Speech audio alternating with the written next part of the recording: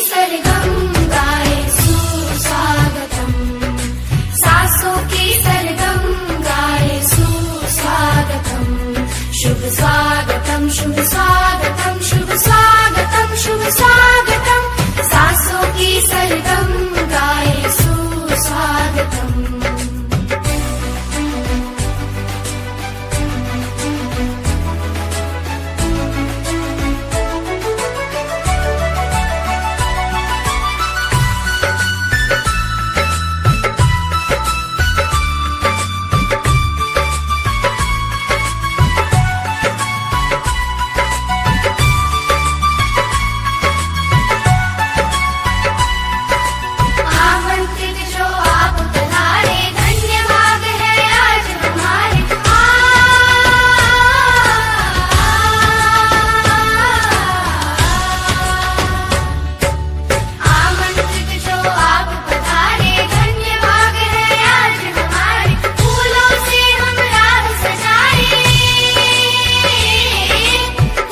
आदर्शों पर हम लोगों को चलना चाहिए। यदि आगे बढ़ना है, समाज में नाम करना है, तो बाबा साहब के आदर्शों पर चलने की जरूरत है। सम्मानित साथियों, ज्यादा कुछ न करते हुए एक बार पुनः बाबा साहब को अपनी सच्ची श्रद्धांजलि पेश करते हुए यहाँ पर बैठे सभी नौजवान दोस्तों, हमारे अभिभावकों, माताएं बहनों, मंच पर बैठे सभी अपने वरिष्ठ साथियों का स्वागत करते हुए, अपने जो सांस्कृतिक कार्यक्रम कर रहे हैं इनका भी स्वागत करते हुए, मीडिया बंधुओं का स्वागत करते हुए, क्योंकि जाना आपको अभी सिकरीगंज, इसलिए समय अभाव है, सबसे पहले हम बोल दिए हैं। भाई क्षमा प्रार्थी है, समय ज्यादा नहीं दे पा रहा हूँ और अपनी बात समाप्त करता हूँ। दिल की गहराई से धन्यवाद प्रणाम नमन बंदन करता हमारे हरकेश बाबू माननीय मास्टर साहब को धन्यवाद देता हूँ। आप जगदीशपुर की धरती से चलकर यहाँ के कार्यक्रम को आपके साथ तमाम आपके साथी गण को धन्यवाद देता हूँ। मंच पर बैठे हमारे पिता चाचा तुल, आपसे आशीर्वाद की आकांक्षा रख रहा हूँ। इस बाबा साहब की जयंती हम लोगों को एक देने का काम करती है। आज 24 तारीख, जयंती 14 तारीख को थी, लेकिन इतनी लंबी जयंती किस व्यक्ति की मनाई जाती है? भारत रत्न। इस कमेटी के उप संरक्षक आप ही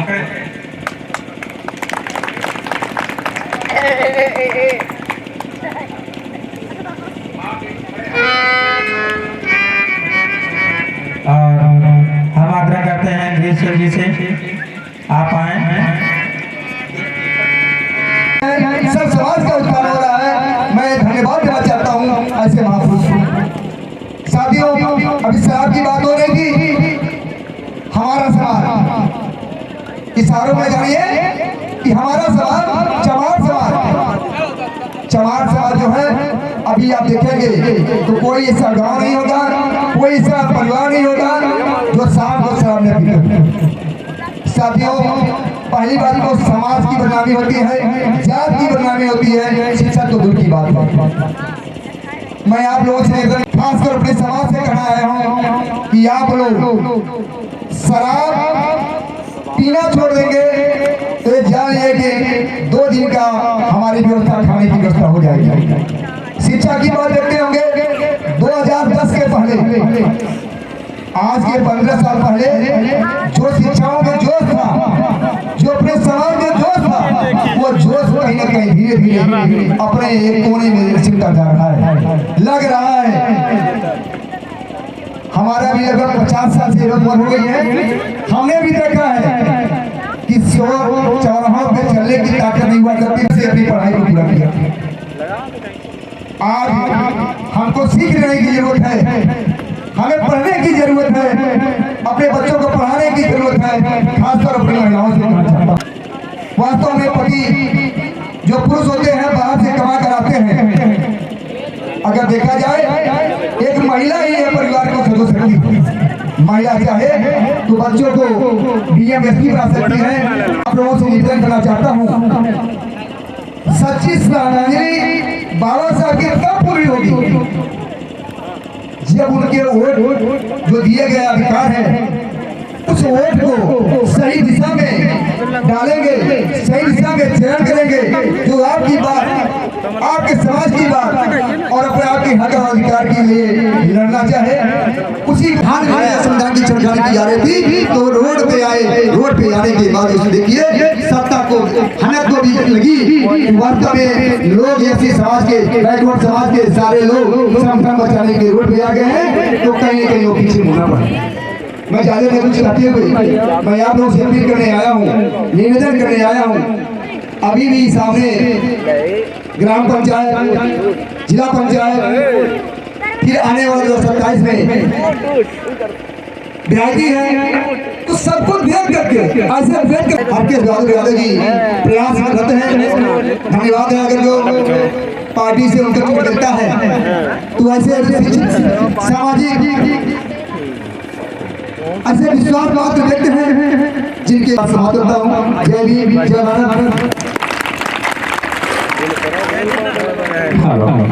बहुत बहुत धन्यवाद। बहुत अच्छी बात आपने बताया। इसके शिक्षा का महत्व है, कितना महत्व है कि आज उन्होंने 11वीं किया और 11वीं करके अपनी रोजी रोटी हम खाएं। मैत्री, समता, समानता और मानव जीवन को परिभाषित करने वाले तथागत गौतम बुद्ध के चरणों में मैं प्रणाम करता हूँ, नमन करता हूँ।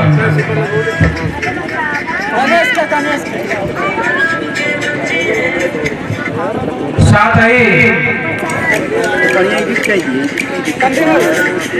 सामाजिक न्याय के प्रणेता, सामाजिक विषमताओं के विरोध में झंडा बुलंद करने वाले,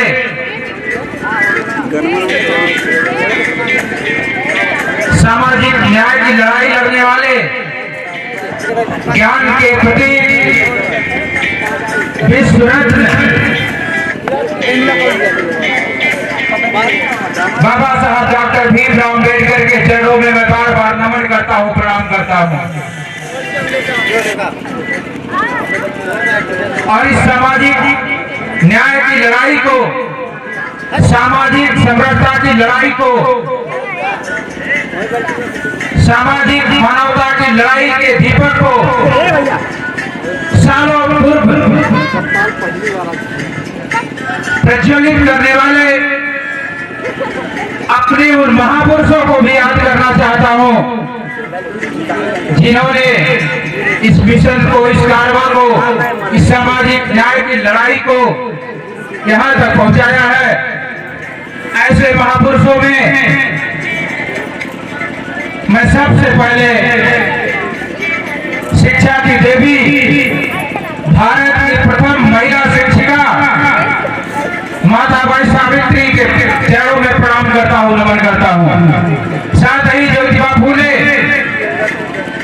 छत्रपति साहू जी महाराज, फातिमा सेठ और संतों में संत शिरोमणि संत रैदास, कबीर, नानक सहित उन सभी महापुरुषों को, संतों को प्रणाम करता हूँ, नमन करता हूँ जिन्होंने सामाजिक न्याय की लड़ाई को, सामाजिक समरसता को इस मुकाम तक पहुंचाया या अपना प्रत्यक्ष परोक्ष रूप से योगदान दिया।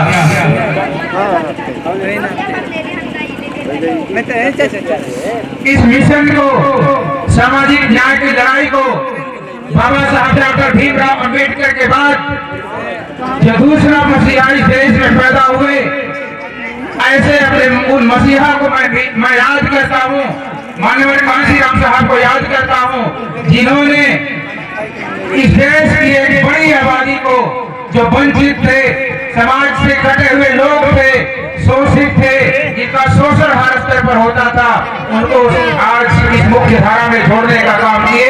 इसलिए मैं अपने उन मसीहा को माननीय कांसी राम साहब को भी प्रणाम करता हूँ, नमन करता हूँ।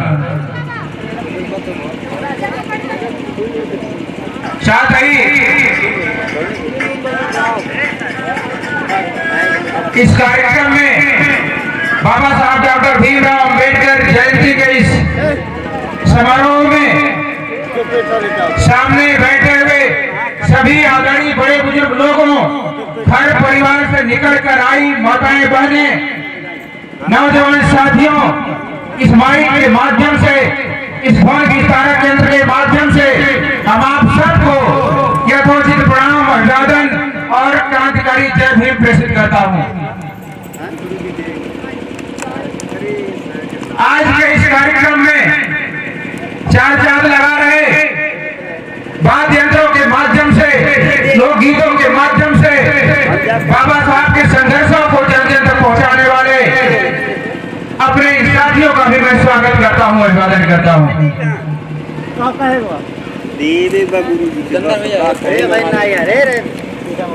कुछ कहने से पहले, कुछ बोलने से पहले, आज देश में जो माहौल है, जहाँ एक तरफ खुशियों का माहौल है, 14 अप्रैल से लेकर ही नहीं बल्कि पूरे अप्रैल माह में बाबा साहब डॉक्टर भीमराव अम्बेडकर की जयंती को लेकर हम हर्षोल्लास के साथ मना रहे हैं। वहीं दूसरी तरफ देश का प्राकृतिक खूबसूरती के कारण रह जाने वाले जम्मू कश्मीर में, कश्मीर के पहलगाम क्षेत्र में सामाजिक समरसता को तार तार करते हुए आतंकवादी घटना हुई। इस घटना में देश के 26-27 नागरिक मारे गए। उन मारे गए नागरिकों के प्रति मैं गहरी संवेदना प्रकट करता हूँ। और मारे गए उन लोगों के परिवार के प्रति, उनके माता पिता के प्रति, उनके भाई के प्रति, बहन के प्रति, या उनके रिश्तेदार के प्रति, या उनके चाहने वाले लोगों के प्रति मेरी सद्भावना जुड़ी हुई है। और तथागत गौतम बुद्ध से मैं प्रार्थना करता हूँ, निवेदन करता हूँ कि उस परिवार को, उनके रिश्तेदार को इस दुख को, इस दर्द को सहन करने की शक्ति प्रदान करें। साथियों, आज का यह दिन हम सब के लिए बड़े गौरव और सम्मान का दिन है, क्योंकि हम अपने उस मसीहा का, अपने उस महापुरुष की जन्म जयंती मना रहे हैं, जिनका जीवन काल ही, प्रारंभिक जीवन काल ही जन्म से लेकर अंतिम सांस तक संघर्ष करने में हुई था। और वो संघर्ष ऐसा था कि सबसे पहले बाबा साहब डॉक्टर अम्बेडकर अपने को खुद को स्थापित करने के लिए उन्हें संघर्ष करना पड़ा, खुद की शिक्षा के लिए उन्हें संघर्ष करना पड़ा। और वो ऐसा संघर्ष था कि हम और आप जब याद करते हैं, जब उनके संघर्षों को याद करते हैं,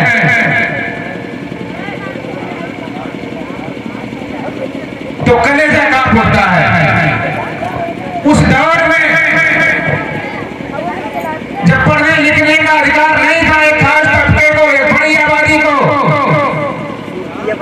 और खासकर जब ऐसे माहौल में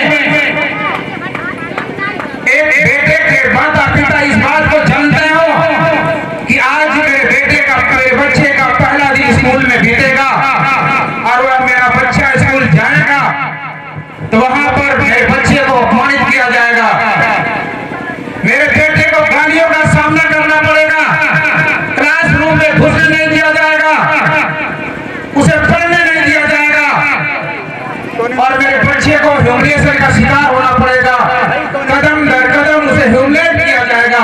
आप सोच सकते हैं कि हम आप अगर इस बात को सोचें कि मेरे बच्चे के साथ भी ऐसा होने वाला है तो हम क्या करेंगे। ऐसा ही माहौल था बाबा साहब डॉक्टर भीमराव अम्बेडकर के माता पिता के साथ, उनके सामने ऐसी चुनौतियां थी, फिर भी धन्य है वो माता पिता, धन्य है बाबा साहब डॉक्टर भीमराव अम्बेडकर के पेरेंट्स, गार्जियन, जिन्होंने ऐसी हिम्मत जुटाते हुए बाबा साहब डॉक्टर भीमराव अम्बेडकर को, उनके की अंगुलियों को पकड़कर स्कूल तक पहुंचाया। इसलिए उनके संघर्षों को याद करना चाहिए। प्रारंभिक शिक्षा को बाबा साहब ने ग्रहण किया, प्राप्त किया। चुनौतियों का सामना करते हुए बाबा साहब विदेश गए। अभी पूर्व भी हमारे तमाम वक्ता साथियों ने बताया कि किस तरह से बाबा साहब विदेश गए। वहां से 32 डिग्रियों, 6 भाषाओं, 4 PhD डिग्रियों के साथ, अथाह ज्ञान के साथ स्वदेश लौट कर आए। पढ़ाई लिखाई करने के बाद वो स्वदेश लौट कर आए और आते हुए उनके मन में तमाम तरह की बातें थी, लेकिन इस बात का जरा भी भान नहीं था कि इतनी पढ़ाई लिखाई करने के बाद, इतनी डिग्रियों के बाद, इतनी भाषाओं के साथ मैं स्वदेश भारत लौट रहा हूं, तो मुझे अपने सिर को छुपाने के लिए जब छत की आवश्यकता पड़ेगी तो वहां भी मुझे अपनी जान छुपानी पड़ेगी। बाबा साहब के साथ ऐसा ही हुआ। बाबा साहब जब नौकरी पेशा में आए, अधिकारी बने, आवास की आवश्यकता पड़ी, उन्हें आवास नहीं मिल रहा था। उन्होंने अपनी जाति छुपाकर दूसरी जगह आवास लिया और कुछ समय बाद जब लोगों को पता चला, इस बात की जानकारी हुई बाबा साहब के जाति के बारे में, तो उस समय बाबा साहब डॉक्टर भीमराव अम्बेडकर के साथ जो घटना घटी, उसमें बाबा साहब डॉक्टर भीमराव अम्बेडकर अपनी जान छुपाकर भागना पड़ा, उन्हें जान बचाकर भागना पड़ा।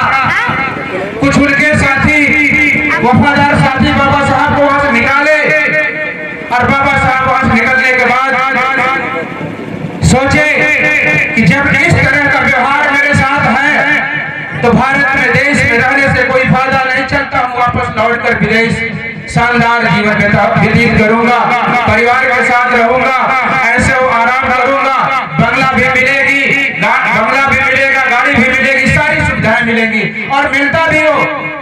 बाबा साहब सिर्फ अपने तक सोचे होते तो शानदार जीवन जिए होते।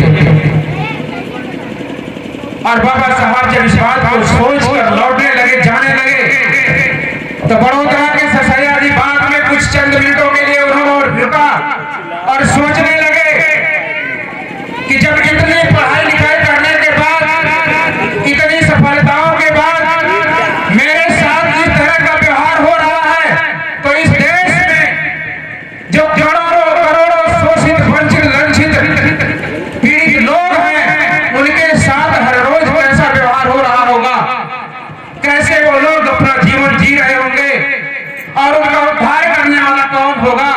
जब मैं खुद चला जाऊंगा तो उनका जीवन ऐसा ही रह जाएगा। इसलिए बाबा साहब ने अपने साथ हुई घटनाओं के लिए उन्होंने उसी बात में रोया और संकल्प लिया।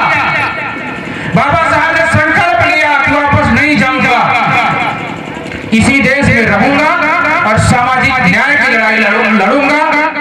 और जो देश के करोड़ों करोड़ों एक बड़े तबके के लोग जानवरों जैसा जीवन जी रहे हैं, जिनके साथ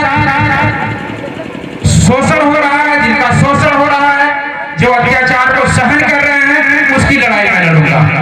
और बाबा साहब ने संकल्प लेकर वापस आया और अपनी लड़ाई को वहीं से शुरू किया। उस समय देश में आजादी की भी लड़ाई चल रही थी। देश के वर्ग के लोग, एक संख्या बल के लोग आजादी की लड़ाई लड़ रहे थे और बाबा साहब देश में रहकर सामाजिक न्याय की लड़ाई लड़ने लगे। और उस लड़ाई को अंजाम तक पहुंचाने के लिए बाबा साहब डॉक्टर भीमराव अम्बेडकर ने तमाम अपना अपमान सहे, लेकिन संघर्ष को छोड़कर उन्होंने कभी पीछे नहीं हटा, पीछे मुड़कर नहीं देखा। और उस आजादी की लड़ाई में बड़े बड़े नाम थे, गांधी जैसे नाम थे, नेहरू जैसे नाम थे, और लोग आजादी की लड़ाई लड़ते हुए चाहते थे, बाबा जी से सवाल भी करते थे कि डॉक्टर अम्बेडकर आप कौन सी लड़ाई लड़ रहे हो, जब हम लोगों का लक्ष्य एक है, हम लोगों का उद्देश्य एक है कि सामाजिक लड़ाई के साथ साथ हमें देश लड़ना है तो आओ क्यों न एक साथ मिलकर इस आजादी की लड़ाई को लड़ा जाए और अपने लक्ष्य को अंजाम तक पहुंचाया जाए।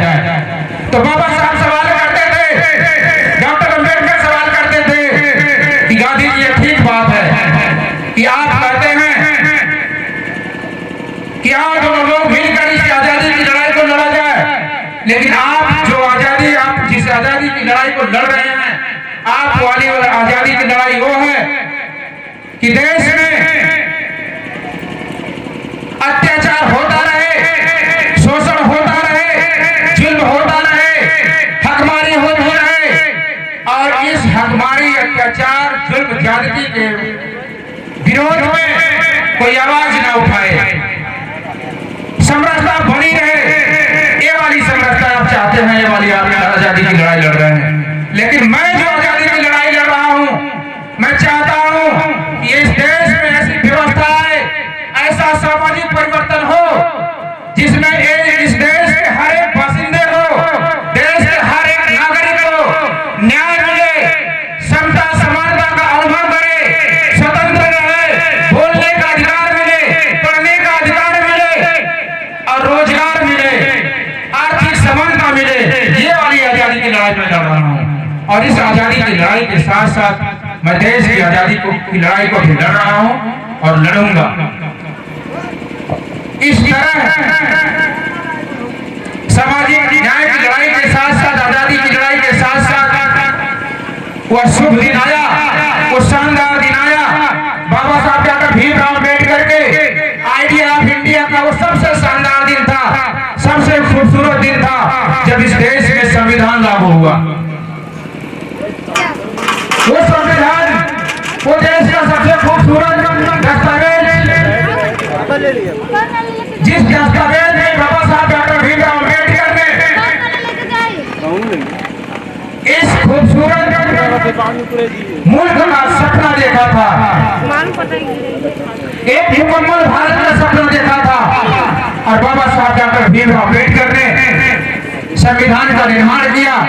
संविधान निर्माण करने के बाद 26 जनवरी 1950 का दिन आया, संविधान लागू हुआ और ऐसा संविधान लागू हुआ जो इस देश में हर एक व्यक्ति को, हर एक समुदाय को, हर एक जाति को, सबके लिए न्याय, बंधुता, समरसता और समता वाला दस्तावेज मिला। ऐसा दस्तावेज जिसमें देश के किसी नागरिक के साथ, किसी समुदाय के साथ, किसी वर्ग विशेष के साथ, चाहे महिला हो या पुरुष हो, किसी के साथ भेदभाव नहीं हुआ, अन्याय नहीं हुआ। बाबा साहब डॉक्टर भीमराव अम्बेडकर ने किसी भी वर्ग के साथ, समुदाय के साथ भेदभाव नहीं किया। हमारे महानायक को जब मौका मिला संविधान बनाने के लिए तो सबके लिए न्याय और बंधुता, समता, समरसता की व्यवस्था थी। और तो और देश की आधी आबादी महिलाओं के लिए जो सामने बैठी हुई माता और बहनें, आप सबको देखकर मैं बार बार किसी भी मंच से जाता हूँ तो इस बात को जरूर बताता हूँ कि आप सबको देखने के बाद मुझे माता सावित्रीबाई फुले की याद आती है, जिन्होंने 1848 में पहली बार इस देश में महिलाओं के लिए स्कूल खोला था। 1848 का वो दौर था जब इस देश में महिलाओं को एक वस्तु की तरह उपयोग किया जाता था, घर में कैद करके रखा जाता था। किसी भी जाति की हो, किसी भी धर्म की हो, किसी भी संप्रदाय की हो, सिर्फ महिला और वो महिला थी जिनके साथ एक जैसा व्यवहार होता था। 1848 में जब माता सावित्रीबाई फुले ने इस देश में स्कूल खोला तो सोचिए कि उस 20वीं शताब्दी के पहले का दौर 19वीं शताब्दी था, लगभग 200 साल पहले, बाबा साहब डॉक्टर भीमराव अम्बेडकर के पहले जब स्कूल खुला और बड़े संघर्ष के साथ माता सावित्रीबाई फुले स्कूल में जाती थी, कॉलेज में जाती थी, वहां बच्चियों को पढ़ाने के लिए जाती थी। और वो ऐसा स्कूल था कि वहां किसी भी धर्म के लोग हो, किसी भी जाति के लोग हो, कोई भी बच्ची किसी भी धर्म संप्रदाय की बालिका वहां पढ़ने आ सकती थी, किसी के साथ कोई मनाही नहीं थी। इसके बावजूद भी देश के लोगों ने जब माता सावित्री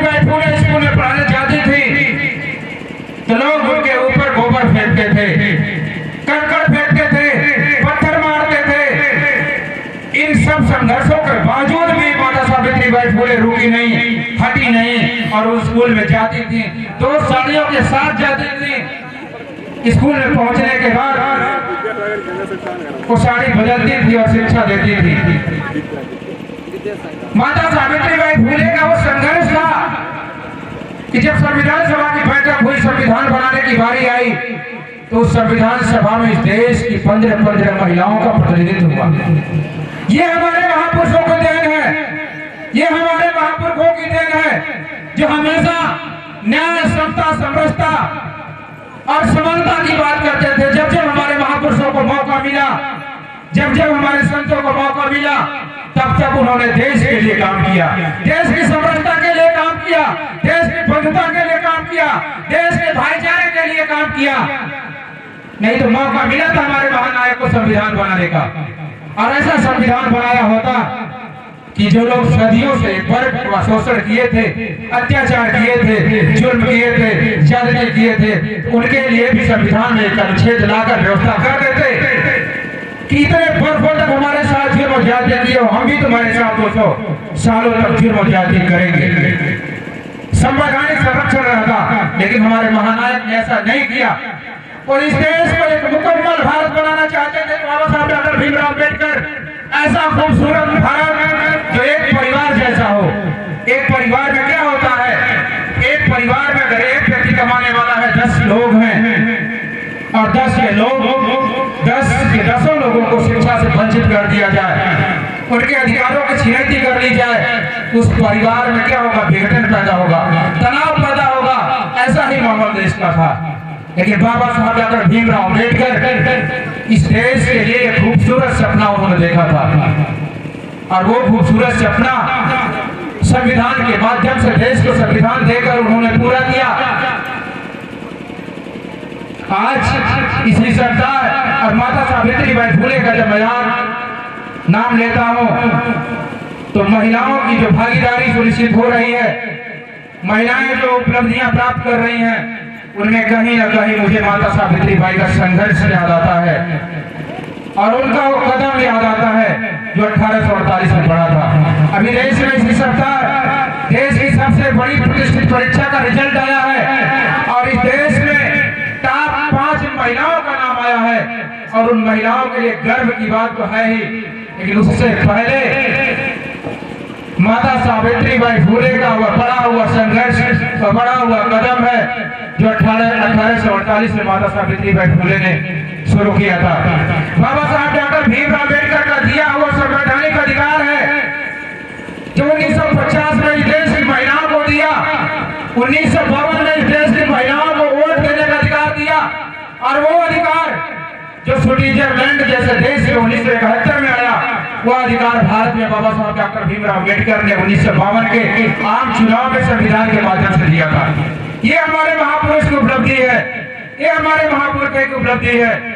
इसलिए मैं आप सबसे शिक्षा पर मैं समझता हूँ आज के इस गौरवशाली दिन पर इस गर्व करने वाले महीने में जितने भी लोग आते शिक्षा पर जरूर बात करते हैं। मैं भी एक शिक्षक हूँ, इसलिए अपने आप को उन्हीं वक्ताओं से जोड़ते हुए मैं भी आप सबसे वही बात रखना चाहता हूँ कि आप उस दौर को याद करिए जब भी आपके सामने कोई कठिन परिस्थिति आए, आपके सामने कोई आदि का भाव दिखे, तो आप माता सावित्रीबाई फुले को याद करिए, अब बाबा साहब डॉक्टर भीमराव अम्बेडकर को याद करिए कि उनके सामने संसाधनों का कितना अभाव था, उनके साथ कितना भेदभाव था, और जब उनको आप याद करेंगे तो उनके संघर्षों को याद करेंगे तो आपको एक आत्मबल मिलेगा, आपको एक साहस मिलेगा, और उस साहस से अपने संघर्ष को आप और तेज कर पाएंगे। सामने बैठी हुई माताएं बहनें, इधर बैठे हुए सभी अभिभावक, आप सबसे मैं यही निवेदन करूंगा कि आप संसाधनों का बहाना नहीं बना सकते, आप अपनी आर्थिक तंगियों का बहाना नहीं बना सकते अपने बच्चों को पढ़ने लिखने के लिए। आप अपने काम के घंटों को बढ़ाइए, आप अपने किसी और खर्चे में कमी लाइए, लेकिन ये छोटे नन्हे मुन्ने बच्चों को हाथ को पकड़िए और इनको स्कूल पर लेकर जाइए, वहां से निकले कॉलेज में लेकर जाइए, वहां से निकले उनको यूनिवर्सिटियों तक भेजिए। अगर आप नहीं भेज पाते हैं तो यह आपकी हमारी सबकी विफलता होगी, क्योंकि बाबा साहब डॉक्टर भीमराव अम्बेडकर ने कहा था कि हम संविधान के माध्यम से इस मिशन को, इस कारवा को यहाँ तक लेके आया हूँ। और वो मिशन कारवा क्या था? जब बाबा साहब डॉक्टर भीमराव अम्बेडकर सामाजिक न्याय की लड़ाई लड़ रहे थे, उस समय इस देश के जो शोषित लोग थे, वंचित लोग थे, जिनके अधिकारों की छिनौती होती थी, उन सभी लोगों का अपना अपना एक सपना था, सबकी अपनी अपनी एक चाहत थी। आजादी के नाम पर सब लोग अपने अपनी चाहतों से, अपने अपनी उम्मीदों से इस आजादी को परिभाषित करते थे। खेत में काम करने वाला व्यक्ति चाहता था कि हम आजाद होंगे, हमारे काम के घंटों में कमी होगी। मीलों में काम करने वाला मजदूर सोचता था कि देश में आजादी लेकर बाबा साहब आएंगे तो हमें उचित मजदूरी मिलेगी। जिनको पढ़ने लिखने का अधिकार नहीं था, वो सोच रहे थे कि हमें पढ़ने लिखने का अधिकार मिलेगा, मेरे बच्चे भी स्कूल तक जाएंगे। खाली बने नीचे करवा दें। जो सुख सुविधाओं से वंचित थे, सबकी अपनी अपनी उम्मीदें थी, और उस उम्मीदों को बाबा साहब डॉक्टर भीमराव अम्बेडकर ने संविधान देकर पूरा किया। और ऐसा संविधान था जो सबकी चाहतें, सबकी उम्मीदों और सबकी अपनी संवेदनाओं के निकल के गर्भ से निकला हुआ ये संविधान था, और इस संविधान देश में लागू हुआ। इसलिए मैं चाहता हूं कि यहाँ पर जितने लोग उपस्थित हैं, सभी लोग, मैं समझता हूँ, मैक्सिमम जो गार्जियन है, जो अभिभावक है, सारे लोग इन बातों का ध्यान रखें कि अगर हम पढ़ाई लिखाई, शिक्षा, दवाई, रोजगार से कट गए तो समझिए कि हम मुख्य धारा से फिर कट जाएंगे। और बाबा साहब डॉक्टर भीमराव अम्बेडकर ने कहा भी था, उन्होंने कहा था कि इस मिशन को मैं लेकर यहाँ तक आया हूँ, भारत को, देश को एक मुकम्मल संविधान दिया हूँ। इस संविधान के बल पर इस मिशन को और आगे लेकर जाना, और अगर आगे नहीं लेकर जा सकते तो पीछे भी मत जाने देना। और आज सच्चाई ये है कि हम देख नहीं पा रहे हैं, हम समझ नहीं पा रहे हैं, लेकिन बाबा साहब का मिशन पीछे जा रहा है। देश की संवैधानिक संस्थाओं को बेचा जा रहा है, देश की सरकारी संस्थाओं को बेचा जा रहा है, सब एकदम प्राइवेटाइजेशन किया जा रहा है। आप बताइए, सरकार ऐसी माहौल बना रही है, लोगों का माइंड वॉश किया जा रहा है, लोगों के बीच में इस मैसेज को कन्वे किया जा रहा है कि सारे जितनी भी सारी संस्थाएं, सरकारी संस्थाएं हैं, सब बेकार हैं। इस परसेप्शन को फैलाया जा रहा है कि सरकारी मास्टर बेकार हैं, सरकारी डॉक्टर बेकार हैं, सरकारी संस्थाएं बेकार हैं, सरकारी बैंक बेकार है। इस माहौल को जब जनता के बीच जाएगा, ताकि सरकार चाहती कि जनता या लोग इस बात को कहने लगे कि सरकारी सब बेकार है, प्राइवेट ही सब कुछ ठीक है, ताकि उन्हें प्राइवेट करने का मौका मिले। इस बात को समझिए। आपके बगल में मलौनी सीएससी है, सामुदायिक स्वास्थ्य केंद्र है, वहां पर आप जाते हैं तो 1 रुपए की पर्ची कटती है। 1 रुपए की पर्ची में एमबीबीएस बैठा हुआ डॉक्टर आपके पेशेंट को, आपके बच्चे को या किसी भी व्यक्ति को देखता है, उपचार करता है, दवा लिखता है 1 रुपए की पर्ची में। जिस दिन वो सामुदायिक स्वास्थ्य केंद्र प्राइवेट होगा, आप प्राइवेट डॉक्टर के पास जाएंगे, गोरखपुर जाएंगे, खैराबाद जाएंगे, 500 रुपए 800 रुपए फीस देंगे, आपको पहुंचने के लिए वहां तक किराए भाड़े की व्यवस्था करनी पड़ेगी। कि पैसा कहां से आएगा? हमारे पास, आपके पास, किसी के पास व्यवस्था नहीं है, परंतु सरकार यही चाहती है कि आप कहने लगे कि सरकारी सब कुछ बेकार है। सच्चाई यह है कि सरकारी सब कुछ बेकार नहीं है। सरकार अपनी आर्थिक नीतियों, गलत नीतियों के कारण सब प्राइवेट कर देना चाहती है, और प्राइवेट करने का मुख्य कारण एक और भी है कि सरकार चिल्ला कर कहती है कि हम आरक्षण को खत्म नहीं करेंगे, आरक्षण को समाप्त नहीं करेंगे, लेकिन जहां हमें आपको आरक्षण मिल रहा है उस संस्था को ही हम बर्बाद कर देंगे। और वही हो रहा है इस देश में। इस सभी से अगर हमें आपको बचना है, बचाना है, तो अपने एक वोट की ताकत का इस्तेमाल करना है। बाबा साहब डॉक्टर भीमराव अम्बेडकर ने संविधान सभा की अंतिम बैठक में उन्होंने इस चिंता को जाहिर किया था। उन्होंने कहा था कि हमने देश के लिए मैंने खूबसूरत संविधान बनाया है, एक शानदार संविधान बनाया है, जिसमें देश के हर बासिंदे को न्याय, समता, समरसता का भाव मिलेगा, और देश के हर संसाधन पर देश के हर नागरिक का अधिकार होगा। परंतु अगर इस देश में शासन चलाने वाले लोग अर्थात शासन सत्ता में बैठे लोग, सरकार में बैठे लोग ईमानदार नहीं होंगे, न्यायप्रिय नहीं होंगे, संविधान के प्रति वफादार नहीं होंगे, तो कितना भी खूबसूरत संविधान होगा वो बेकार साबित होगा। और आज हालात वही हैं। इसलिए हम आप सबसे निवेदन करना चाहते हैं कि अपने उस एक वोट के अधिकार को आप समझिए और शासन संस्था में देश के सरकारी संवैधानिक संस्थाओं की हिफाजत करने वाले लोगों को लेकर आइए, तब आपके अधिकारों की रक्षा भी होगी, संविधान की भी रक्षा होगी और आपके हक अधिकार और बचेंगे। साथियों, लास्ट में मैं इन्हीं बातों के साथ अपनी बात को समाप्त करूंगा कि वो दौर था जब बाबा साहब डॉक्टर भीमराव अम्बेडकर ने हमें संविधान दिया और संविधान के ताकत से हम और आप इस मंच तक पहुंचे हैं। आप सामने बैठकर, चेयर पर बैठकर इस बात को सुन रहे हैं, बाबा साहब के विचारों संघर्षों को सुन रहे हैं। संविधान ने हमें आपको यहाँ तक पहुँचाया है, तो हमारी और आपकी जिम्मेदारी बनती है कि हम और आप मिलकर अपने संविधान की हिफाजत करें, ताकि आने वाले जनरेशन को, आने वाली हमारी पीढ़ियों को ये संविधान मिल सके, सरकारी संवैधानिक संस्थाएं सुरक्षित मिल सके, ताकि उनके लिए दवाई और पढ़ाई महफूज रह सके, रोजगार महफूज रह सके। नहीं तो आने वाला दिन जब निकल जाएगा, हम और आप आपस में बटे रहेंगे और शासन संस्था में बैठे लोग इन संवैधानिक संस्थाओं का चीरहरण करते रहेंगे, तो आने वाली जनरेशन हमसे आपसे सवाल करेगी कि जब हमारे संविधान का चीरहरण हो रहा था, संवैधानिक संस्थाओं को बेचा जा रहा था, शिक्षा, रोजगार, दवाई, पढ़ाई, कमाई को चौपट किया जा रहा था, तो आप लोग क्या कर रहे थे? तो हमारे और आपके पास कोई जवाब नहीं होगा। इसलिए हम आप सबसे निवेदन करना चाहते हैं कि आपस में कोई भी मतभेद हो, कोई भी समस्या हो, उन समस्या मतभेद को दरकिनार कर आप अपने ताकत को पहचानिए। और आपकी वो एक ताकत है एक वोट। एक वोट से आप सिर्फ अपने एक वोट से संविधान की रक्षा कर पाएंगे, शिक्षा, दवाई, पढ़ाई, कमाई की रक्षा कर पाएंगे। अगर आप अपने वो एक वोट की ताकत को नहीं पहचाने, इस एक वोट की कीमत को नहीं समझ पाए, तो हमारे अधिकारों की छिनैती होती रहेगी।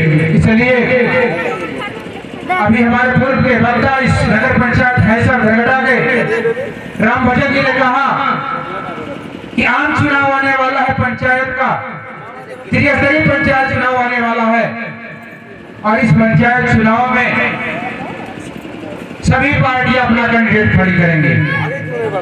हर पार्टी से कैंडिडेट आएंगे और आप सबको समझाएंगे, बुझाएंगे, कहेंगे इस वोट से कुछ होने वाला नहीं है, क्या ये वोट चुनाव पार्टी का नहीं है, इस चुनाव से आप अपना मुख्यमंत्री नहीं बना सकते, अपना विधायक नहीं बना सकते, अपना सांसद नहीं बना सकते, और चलिए इस वोट को इस कैंडिडेट को दे दीजिए। आपसे भड़का कर वोट को ले लेंगे और फिर अपने कैंडिडेट को जिताएंगे, अपनी पार्टी को ताकतवर बनाएंगे।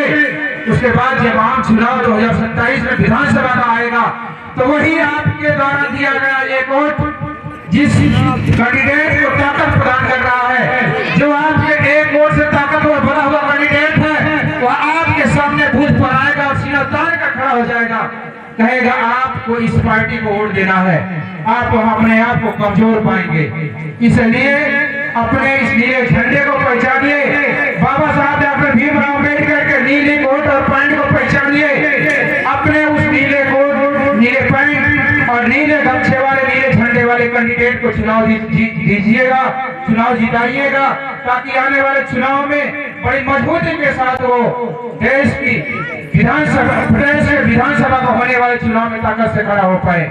इन्हीं बातों के साथ मैं एक बार पुनः यहाँ पर आए हुए सभी बड़े बुजुर्ग लोगों, सब पक्ष साथियों, नौजवान साथियों और यहाँ सामने मंचासीन साथियों, सामने बैठे हुए बहुजन समाज पार्टी के आदरणीय विधानसभा अध्यक्ष श्री राकेश भारती जी, श्री किशोरी लाल जी, इंद्रेश जी, हमारे साथ आए हुए डॉक्टर उपेंद्र जी, गिरीश चंद जी, यहाँ के बैठे हुए सभासद और सभी साथियों को इस माइक के माध्यम से मैं ढेर सारी शुभकामनाएं प्रेषित करते हुए जय भीम करता हूँ और अपनी बात को समाप्त करते हुए एक बार पुनः आप सबसे जय भीम जय भारत करते हुए मैं इस मंच को आप सबके हवाले करता हूँ। बहुत बहुत धन्यवाद। बहुत बहुत धन्यवाद सर।